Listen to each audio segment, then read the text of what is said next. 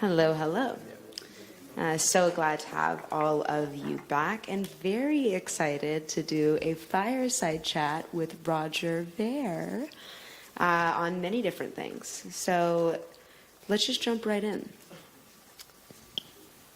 How much do you know about grassroots psychological insurgency? Clearly not enough. No? Because I feel like the Bitcoin movement was co-opted by a bunch of people that were opposed to the original vision of Bitcoin. So if you know more or have more to share, my ears are open. So, grassroots psychological insurgency. This is one of my favorite series, like supercalifragilisticexpialidocious. It's like one of my favorite series of magic words to say.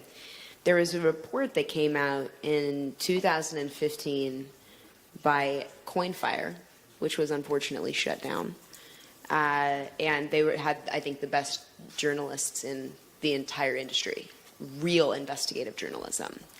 And they contacted me because I was running Cointelegraph. And they said, we need your help. We're under attack. We're about to release the story. And I said, well, what's the story? And it turns out that it's the story about a guy who reaches out and contacts them. And he says, I feel so guilty. I don't know what to do. And they say, well, what's going on? And he says, well, I can't tell you who I work for, but I work for a major organization. And this organization hires me to run 100 accounts on Reddit. And they said, well, okay, that's nice, but prove it. So he gave them the login information for over 58 accounts that he was manning on Reddit personally. And in those 58 accounts, some of them had been active for 10 years, posting in a ton of different forums, some of them male, some of them female.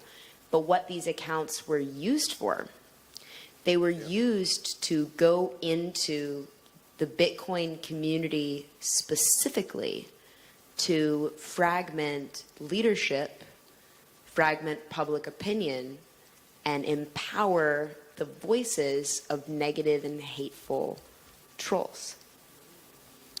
So CoinFire as a website has since been shut down, but I think this is actually the single most important piece of journalism that's happened in the Bitcoin industry ever. And I ask you this question because I feel like underneath this, a lot of, in my mind, a lot of what informed the dynamic of the conversation was not about, I think, either party or either leadership, but I think it was actually I know this, sorry if this sounds extreme, I think it was actually a planned and coordinated, highly coordinated militaristic attack, not from anyone in Bitcoin, right? But I'm wondering, I ask this question because I know you've experienced the amount of strength that you must have for being so brave is unbelievable to me, right? Because you've seen and experienced some of this, right? So for those that don't know, if you go and look at my Twitter account or my various social media accounts, you'll see a lot of supporters, but you'll see a whole bunch of people that appear to be people that are just making, ad hominem attacks. They'll say, Bcash is trash, or just basically name calling. And I don't let it bother me one bit because most of them aren't even real people, or they certainly aren't the opinions of real people, with the exception of people that have been influenced by them. There's some really interesting psychology experiments online where you can see there's an example of there's a girl, she comes into a room, and it's a doctor's waiting office, and a bell goes off, and everybody else in the room stands up. And so she sees, everyone stands up when the bell goes off, so she stands up too. And then the bell goes off again, everyone sits down, so she sits down. And she has no idea why everybody else in the room is doing that, but she does the same thing because she wants to be part of the group. And everybody else that's standing up and sitting down, they know it's part of this psychological experiment, but she doesn't know. She's just the guinea pig in this. And then so she stands up and sits down for the bell, and then they cycle all the other people out of the room. And now she's all alone in the doctor's waiting room office, and the bell goes off. Nobody else is there with her, but she still stands up and sits down for the bell, and she has absolutely no idea why. And then the next person that's not part of the experiment, like Confederates, come in, and he comes into the room, and the bell goes off, and she stands up, And he looks at her and goes, why are you standing up? And she goes like, I don't know, everybody else was. So he stands up too. And then they're both standing up and sitting down for the bell, and neither of them have any idea why they're doing that. And then they send some more just normal people into the room, and before you know it, you have an entire room full of people that are standing up and sitting down for a bell, and they have absolutely no idea why they're doing that. And if you look at what happened within the Bitcoin community, a bunch of people managed to get control of the main discussion platforms and then engaged in a massive censorship campaign where they would literally delete anybody's post that was saying anything that was in line with the original goal of Bitcoin being peer-to-peer cash for the entire world. And then all these other people that were new to Bitcoin came around, and they only see these sock puppets, or they only see these accounts, maybe managed by this one guy that there was an interview with. And all they say is, oh, Bitcoin was never supposed to be peer-to-peer money for the world. Bitcoin's just supposed to be a store of value. You shouldn't spend Bitcoin. Bitcoin is digital gold. And they hear all this nonsense, but they see it and hear it from everyone, everywhere around them on the main discussion platforms. And just like the people in the doctor's waiting office that are standing up and sitting down, they have no idea why. These people that are new to Bitcoin start parroting these same things. They say Bitcoin is a store of value. Bitcoin is not supposed to be money for the world. Bitcoin is not supposed to be peer-to-peer cash for the world. And they have no idea why they're saying that. They're just saying it because everybody else around them was saying it. And I watched it happen within the Bitcoin community, but it was happening as early as 2011. These accounts that weren't real were there lying in wait. And in 2011, in the course of a couple of weeks, Bitcoin went from around $2 to $30. And it was a wild ride, right? It's like a 10x ride in just like couple of weeks, and the main place where everyone was discussing Bitcoin at that time was bitcointalk.org. And when Bitcoin hit $30 and it was all over the media for the first time ever in the history of Bitcoin, that forum became unusable because there were so many accounts that weren't people that anybody knew or recognized, just posting fluff everywhere on the forum to where it made the forum unusable. And the same thing has been going on now on Reddit and on Twitter, and there's just this massive social manipulation campaign going on. And if you look at the vast, vast majority of the early adopters of Bitcoin, people like myself and Gavin Andreessen, the person that Satoshi Nakamoto turned the project over to when he disappeared, almost all these people are in favor of Bitcoin as being peer-to-peer electronic cash for the world and are big, giant Bitcoin Cash supporters, yet they get attacked viciously online by a bunch of people. For the most part, originally, nobody even knew who these people were. They were just eggs on Twitter. And then there's a bunch of new people that came to Bitcoin that saw this, and just like the people in the waiting room, they're standing up and sitting down, or they're attacking Bitcoin Cash and calling it names like Bcash, even though they have absolutely no idea why. And I think Toni and I have both witnessed this happen within the ecosystem. Or have never heard you speak and have no idea why you're standing up for the values. Even extremely intelligent people have no idea why you're actually standing up for the values you're standing up with, or why you did what you did. But I think it's really interesting, in my personal opinion. I think you're targeted because you represent something that's really powerful, which is a threat to the establishment. And that's not the first time you've been seen that way, is it? No, not the first time. But I hate to compare myself at all with people that I think are just absolute true heroes for the world. But like, look at how people like Julian Assange get treated, right? He tries to inform the world that, like, hey, the government's doing all this crazy stuff and you guys should know about it. Then he gets wound up. He's been, trapped in the embassy for years now. Or look what Edward Snowden, right? He pointed out to everybody that the government's taxing you and then using the money that they're forcing you to pay in taxes to spy on you and do all sorts of crazy stuff. And as thanks, for telling you what your own tax dollars are being spent on, he's now been forced to be in exile for years and years and years. And so if you look at around the world, anytime anybody disrupts the status quo, a lot of times, sadly, probably more often than not, really, really bad things come their way from the status quo. So rocking the boat has bad things come your way, and I've seen it in my own life on 2 occasions now. Absolutely. Well, that's actually the easiest way to curb a revolution, is to, instead of taking the people who would normally be a system of support to an extremely radical voice, rather than having those people follow that voice. It's the idea of creating hundreds of people, because then you fragment the consensus of a movement that would otherwise be radicalized for systems. And effective as a single cohesive unit. Highly effective and highly coherent as a single unit. But I think regardless of I really feel that story is important to share, and that context is important to understand, because most of the people who look at the dynamic of, Bitcoin Core and Bitcoin Cash end up in a situation where they're merely contextualizing this actual, I believe, political movement, really, as what looks like a lot of contention, rather than understanding around any of that conversation, there's an entire framework that is invisible to the majority of the population that might actually be the root of the driving force behind the emotional exploitation. So really, underneath all of this, I think you're probably the person who has the most experience of anyone in the world with this.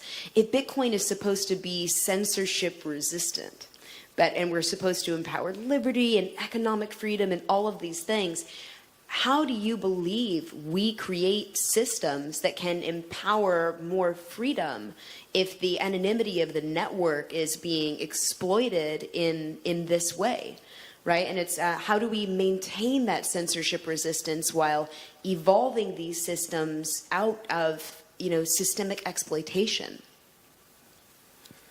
So I'm really frustrated with the delay that's taken place on the adoption of cryptocurrencies around the world by the fragmenting of the Bitcoin ecosystem into 1,001 different altcoins.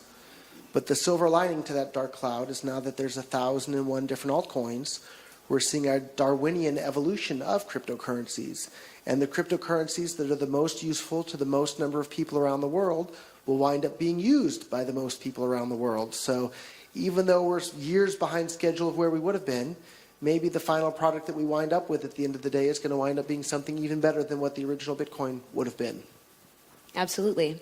And the same thing happened to the United Nations, actually. In the 1960s, the UN never had a voice. Now, everyone, I think, believes in what the UN stands for, which is to end genocide around the world. But you can't really have a mission to end genocide and work with the single largest felons of genocide and hope to accomplish that goal, like appointing Saudi Arabia to be a representative of women's rights before women were allowed to drive a car in Saudi Arabia, for example. But I believe everyone agrees with the mission the UN represents. And, the UN never had a voice. And in the 1960s, there was actually a man who made it his mission to give the UN that voice and that power to stand up. And of course, he was shot in the back of the head, but he accomplished his mission. And after this, the UN was formerly one organization. Now the UN is about 1,000 organizations split into 100 different branches, very similar to what's happening when you're talking about this fragmentation of this horrible evolution of altcoins that have no value, no innovative value whatsoever, nor no even store of value, exchange value, no use as cash. So I don't think that that's necessarily fair to lump all altcoins in there. Not all. And we don't know. Some of them aren't very useful, but who knows what's going to come out of them in the future? And it's kind of neat that we're getting to see. Yeah, definitely. And I think there's a real difference from my perspective between when I think of an altcoin, what I imagine an altcoin to be is someone who has copy and pasted the Bitcoin source code to create a copy of Bitcoin and call it like Feathercoin or Bowtie Coin or something like this, whereas a token is something that actually represents whether it's a utility or an asset class or something like this and can be used for a system of exchange. A token is something that or a Chuck E. Cheese token, right? But a token is, for me, and just terminology-wise, altcoin is a direct copy of Bitcoin source code, and token is something that's actually creating an economic system around whether it's a digital or physical asset that has some form of relative value, or a system of value where the exchange of data has value, right? At least in my mind. Lots and lots more tokens are coming. That's very true, right? So, and not only on Ethereum, right? Tokens are coming on many different infrastructure pieces. So have you seen EOS, Holochain, any of these new? What are your thoughts on either of these? I guess this is my chance to promote Bitcoin Cash one more time. Just yesterday, there was the first major ICO on Bitcoin Cash. They raised over $30 million US in 2.5 hours on the Bitcoin Cash platform. And if you're looking at tokens, check out developer.bitcoin.com. We have all the SDKs and tools you need to issue your tokens on Bitcoin Cash right now today. And a lot of people, if you're new to cryptocurrency, you might not know this. Like, we've all heard of Ethereum. The entire reason Ethereum exists is because these same people that I was complaining about in my presentation earlier told Vitalik, get lost. We don't want you doing any of this stuff on top of Bitcoin. So he's like, okay, I'll make Ethereum. And all of that infrastructure and all of that stuff that happened on Ethereum would have been built on top of Bitcoin had it not been for these same people that are cheering about the high fees and the unreliable, slow confirmations on the network. So just one more thing for me to be upset about when I go to sleep each night. And Ethereum is fantastic, though. And I'm a fan of anything that works. If it's useful, use it. And the BTC network, for the most part, stopped being useful for pretty much anybody trying to use it as peer-to-peer cash. And I think that's kind of from a different perspective. By the way, do you guys know that Vitalik, Ethereum almost never existed, and Vitalik almost founded Mastercoin? Do you guys know that?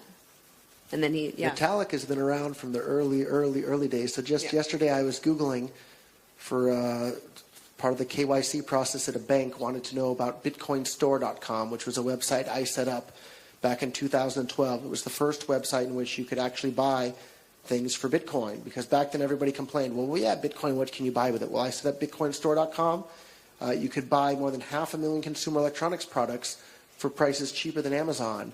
And I took the site offline, I don't know, maybe 2015 or 16, once everyone was accepting Bitcoin, but I needed to find some information about it, and I came across an article on bitcoinmagazine.com about bitcoinstore.com, and it was from 2012. The author of the article was Vitalik Buterin. Like, he got his start in the space just writing news articles for Bitcoin Magazine way back in 2012. So it's kind of fun how everybody kind of comes back around like that.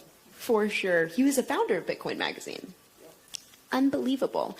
Okay, so this is really interesting. Now, from the perspective of, you're the first early investor. I mean, you're literally the first investor, period, in the entire Bitcoin ecosystem. So something interesting about this disconnect of, and this is a really complex question for which I believe there is actually no right answer whatsoever.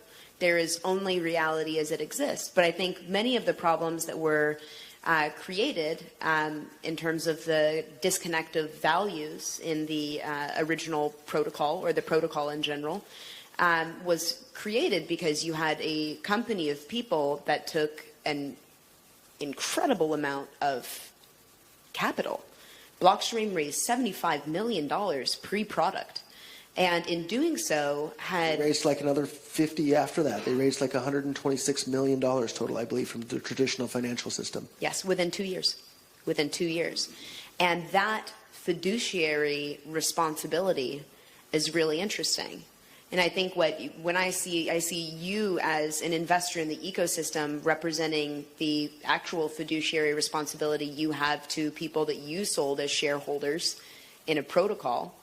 And then what's interesting is that you have these two groups of people with a massive fiduciary responsibility to these two groups that they've actually made promises to. So it's interesting. I think it's like legally the situation needed to play out the way that it did. But what would you say about companies that are raising institutional capital in this field, if they're working on protocol infrastructure, and if that infrastructure is going to be owned by one group of people? Like, how would you reinvent the financing infrastructure if you believe that a movement is to remain truly decentralized, or would you?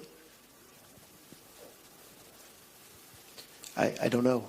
I feel like with the first version of Bitcoin, we failed to bring peer-to-peer electronic cash for the world. And the brand that people like myself built up and made popular around the world, the brand was basically stolen or usurped by a bunch of people that have no interest in peer-to-peer electronic cash for the world. And those people that saw through the crazy propaganda and sock puppets and social media attacks, most of those people are on Bitcoin Cash or other altcoins at this point. And it could have been Bitcoin, but now it's Bitcoin Cash and Ethereum and Dash and Monero and Zcash, and there's 1,001 altcoins out there, and let a thousand flowers bloom. But it was clear that it was the money that came from big, giant, faceless institutions that really disrupted the grassroots movement that Bitcoin was to begin with. But what do you do about that? I don't know.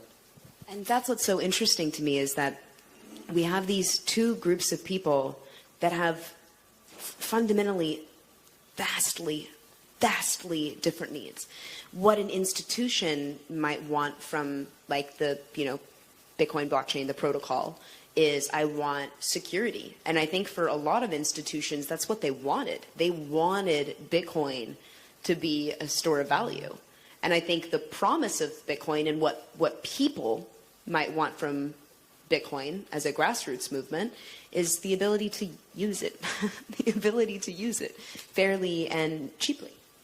And if you stop and think about it for a moment, in the Eurozone, the reason everybody uses the euro as a store of value is because you can spend it anywhere. And in the United States, the reason everybody uses the dollar as a store of value is because you can spend it everywhere. And if you weren't able to spend the euro everywhere here in Cyprus, people would not use the euro as a store of value. If you couldn't spend the dollar everywhere in the United States, people would not use the dollar as a store of value. So by successfully destroying Bitcoin's ability to be used in payments to pay for things, you're also destroying its ability to be used as a store of value. And that's the part that seems so simple, yet so difficult for many people to grasp. What about gold? So if you look at the history of gold, gold was used as money. People used to spend it, and it also had additional industrial use cases. So anything you can think of in the entire world that's used as a store of value, it has some secondary use case. If it doesn't have a secondary use case, it isn't used as a store of value. So people say, well, what about houses or real estate? Well, the house has a secondary use case, right? You can live in it. It can protect you from the elements. That's a pretty compelling secondary use case. The dollar, in addition to being a store of value, has a secondary use case. You can spend it anywhere. Well, that's a pretty darn compelling use case. Well, if you take away Bitcoin's ability to be spent everywhere, and you say it's just to be used as a store of value, well, why? What am I storing it to use it for in the future? I think you're both integrally important, actually. And I think in representing and understanding the context surrounding, why there were people that were a group of people that were so adamant about preserving Bitcoin for institutions, and why you had a responsibility as a leader of a movement to be accountable for the promises that you made to literally the whole planet. So if I can add on that a little bit, there are definitely two very different fundamental ideological camps in this. So I'm the person that went on record when Bitcoin was about $10 each, saying that I thought Bitcoin was going to outperform gold, silver, the U.S. stock market, and everything else by more than 100 times over the next 2 years. And I bet $1 million and wound up donating $1 million to the Foundation of Economic Education when it wound up taking, instead of 2 years, it took 2 years and 2 months for that to happen. And then we have the CEO of Blockstream, the main company that was engaging in this war on Bitcoin being peer-to-peer cash. The CEO of that company, who raised $125 million from the traditional banks, had a personal invitation to get involved in Bitcoin before it even launched, and instead he ignored it. The CTO of that company said that he had proven that Bitcoin couldn't work, and the CEO of that company, he didn't get involved in Bitcoin in any way whatsoever, despite having been invited before it had even launched at all. He didn't get involved until it was about $1,000 a piece. And most of those guys barely owned any Bitcoin at all. And part of the reason why I was so passionate about it is because I did own a lot of Bitcoin, and I wanted to see it become peer-to-peer cash for the entire world. So you have a bunch of people on the Bitcoin Cash side who had lots of skin in the game, and then you have people on the Blockstream and Bitcoin Core side that thought Bitcoin wasn't even possible and didn't really believe in it and didn't really own any of it themselves, yet managed to raise over $100 million from traditional banks to basically cripple Bitcoin's usefulness as peer-to-peer cash for the world. When you say CTO, do you mean Adam? Adam was the CEO.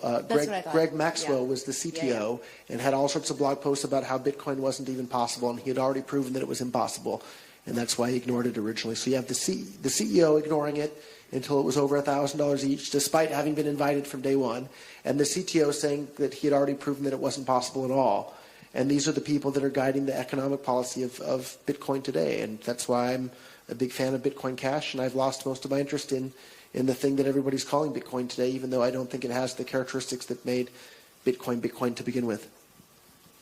Okay, so I was checking to see that you meant the current CEO, not the CEO that raised the capital, CEO raised the capital being Austin, Adam being former CTO, Adam Back mentioned in the white paper. I don't know, Adam, theoretically, he's a super private human. For the record, I like Adam. I've had dinner with Adam. Yeah. He's a very nice guy in person. He's just absolutely has no understanding of the economic reasons that Bitcoin became popular to begin with, and has absolutely no sense of urgency whatsoever to bring peer-to-peer cash for the world. So this is another underlying question that's actually really closely connected with exactly what we were talking about when you said there's a difference between being a software developer and an economist. And if you don't understand the economics behind this, then you're not understanding what actually informs people's use of Bitcoin in the movement. It's like you don't know your audience, KYA, you don't know the audience. It's fascinating to me because I'm seeing this in a kind of different vein, but looking at the level at which we are putting people in charge of designing social systems and social engineering who may either have very low EQ or no EQ, or are afraid of people or hate people. And so what can we do to incentivize people that have, it's kind of like, what if we let people who knew about things invest in those things? Or what if we let people who knew about things vote for those things? How do you think we encourage people with higher intelligence in different capacities to become involved in integral systems design for the next generation of economics? I don't know. And I think it's okay to say when you don't know. If you don't know something, you don't know something, and don't pretend that you do. But one thing I am really glad about is now that there are so many different altcoins out there, you can find the one that you think is the most useful and the one that's has the biggest chance of making a positive impact on the world, and get involved with the one that you like the best. And for me, that's Bitcoin Cash, but that's not going to be the same for everybody out there. And I support everybody's right to get involved in whatever project they want to get involved in, and find something you like in life and find something you're passionate about, and work towards making that even better for the world. So find a group of like-minded individuals and get involved. And I don't know if there's anybody else in this room who remembers Harry Browne, but Harry Browne was the 1996 Libertarian presidential candidate in the United States, and I read some of his books as a young man. And I think that the thing that really had the biggest impact on me was called Harry Browne's Silver Rule. And Harry Browne's Silver Rule is basically just be yourself, be true to yourself, act the way you want to act, and in doing so, you'll attract other people around you that like the type of person that you are. Whereas if you're pretending to be somebody that you aren't, you're going to attract people around you that like somebody that you're not. So just be yourself, and you'll wind up surrounding yourself with people that like you for who you are and that are interested in the same things you are. So I'm interested in peer-to-peer digital cash for the world, and I want to attract more people like that. So I'm wearing it on my sleeves, and if you're interested, come talk to me. Beautiful. That's a beautiful closing sentence. Thank you. And it's my hope, personally, that one day we can look at this industry and we can look at this ecosystem, and that at one point we might reach a state of harmony. No matter what happens in the past, that maybe one day in the future all of us can come together as one.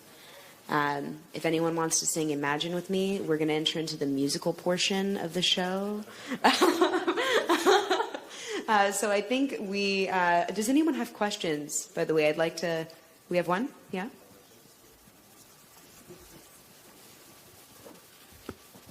Hi guys, so my name is Bogdan. First of all, thanks for a great fireside chat. I've really enjoyed it. I have a question for you, Roger. First of all, I really appreciate everything you've done since the beginning of Bitcoin, and if you would have been around, Bitcoin probably wouldn't be as where we are today. But I just have one simple question. Regards to your Bitcoin.com website. There's a lot of, I have my own blockchain consultancy, and I get a lot of people that tell me that when they go into Bitcoin.com and they want to buy their first Bitcoin, so to say, new people, a lot of times they buy Bitcoin Cash instead of Bitcoin. So my question was, since I heard the full story from your end now that you split away and you want to do it your way and you want to do the peer-to-peer, which is perfectly fine, why not add cash to bitcoincash.com? Why just not change it to... I just want to know your personal opinions on that statement. Thank you. Somebody else owns bitcoincash.com. I don't know that domain name, so that's the short answer. All right. They should gift it to you. We should find them. Okay, I guess that's it. Thank you all very, very Thank much you. for your comments. So.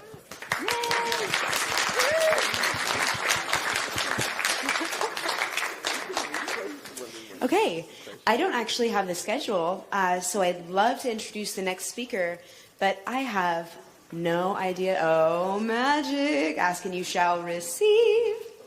I actually do sing, if you guys would like a song.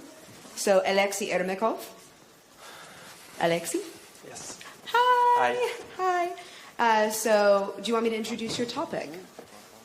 Project Axiometria, Introduction to the Project, and Obstacles on the Way of its Practical Implementation. So are we going to have a technically fascinating presentation coming up? Yes. Very I good. hope so.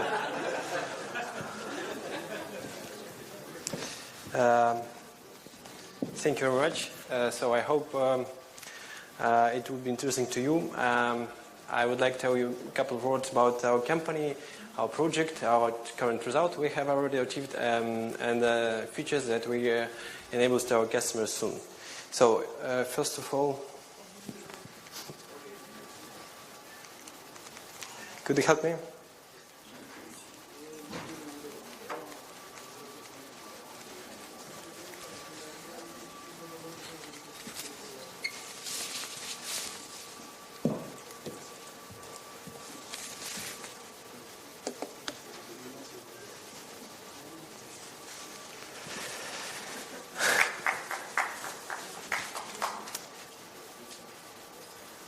Probably I will start.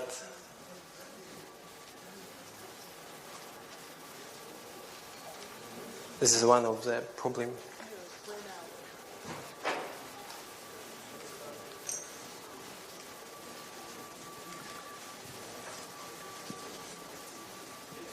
Thank you.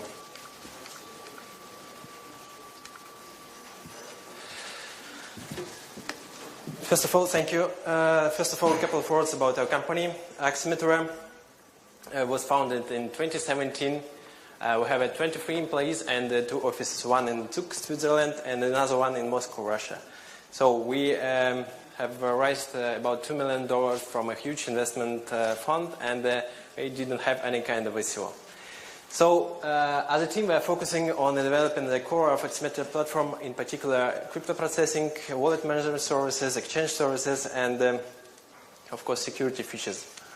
So instead of developing some already existing protocol and technical layers, we have decided to partner with well-known companies who supply us the latest technologies such as post-quantum security, speech recognition, and legal support from well-known legal assistants. I would like to share with you our ambitious goal. So we would like to, our aim is to be first Swiss digital bank. And everybody knows that Switzerland provides exceptional conditions to managing funds and capitals. Switzerland is the country with the most reliable banking system, which provides servers to clients all over the world. But along with that, we see the opportunity in a lack of technological solution that offer from the Swiss banks. And first of all and foremost, Swiss banks have a very conservative approach to customer service, and this involves a lot of individual communications that takes a lot of time, and it doesn't allow us to interact with our bank sometime at any times when we might need it. And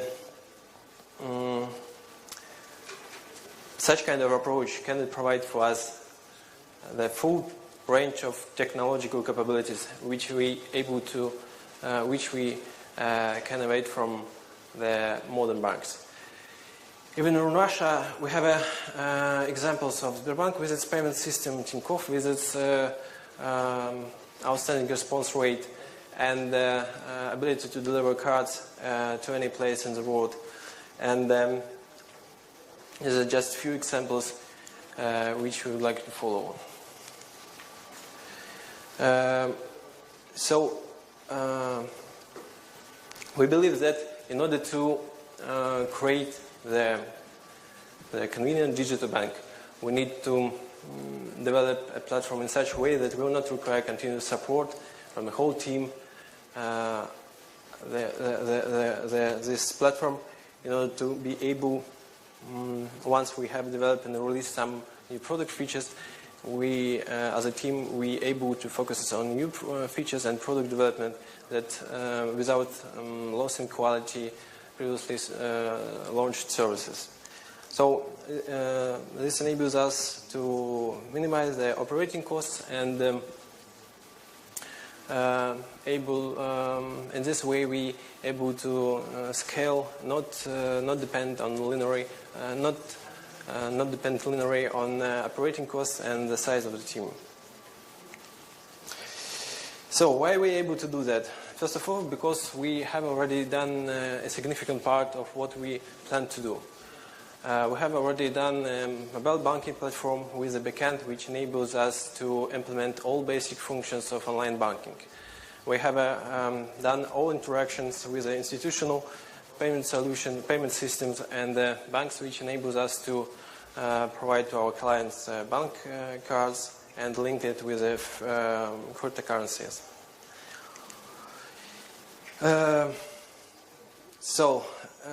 That is what we have already done, and I would like to share with you some of our plans, how we are going to develop our products. Probably you have heard several times today that Bitcoin and Ether, the most largest two cryptocurrencies, still retain the high rate of volatility, and this is which do not let them to be commonly used in settlements between companies, between people, and it is impossible right now to use it as a store of value or issue loans. So we think that at the moment, at the present, all disadvantages outweigh the advantages of using cryptocurrency in our everyday life. And in response to this problem, crypto community designed a new kind of cryptocurrency, which is named stablecoins, and it's obvious from the name that this kind of cryptocurrency are intended to stabilize its exchange rate over the time, to make it possible to us to use them in our everyday life. And but before to choose, there are a lot of cryptocurrencies, stablecoins that we can use right now. But before we choose a cryptocurrency, we'd like to integrate with Xmetra. We need to answer four questions. The first one is which level of volatility would it be acceptable by these coins? The second one is how would it be difficult to predict the price of these coins in a certain time and future, and the third one is how it's expensive to support this kind of coins from the issuer, and the last one, how is the transparent logic of these coins. As you know, there are quite a lot of stable coins, and we have seen about 57 different stable coins that have been launched last years.